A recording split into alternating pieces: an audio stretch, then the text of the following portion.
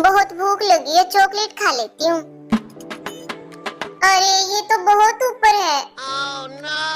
पापा को बोलती हूँ, पापा मुझे फ्रिज में से चॉकलेट निकाल के दे दो। मैच देख रहा हूँ अनाया, मुझे तंग मत करो, जाओ यहाँ से। दादी मुझे बहुत भूख लगी है, चॉकलेट दे दो। बेटा मेरा सिर दर्द कर रहा है, मुझे तंग मत करो। पापा और दादी ने तो मना कर दिया, जाके मम्मा से ही बोलती हूँ। मम्मा तो झाड़ू निकाल रही है, रहने देती हूँ। अनाया कुछ बोलना चाहती थी शायद, पूछती हूँ क्या चाहिए। अनाया क्या हुआ बेटा? मम्मी पापा और दादी ने मुझे चॉकलेट नहीं दी। कोई बात नहीं बेटा, मैं अभी लाती हूँ आपके लिए। ये लो आपकी चॉकलेट।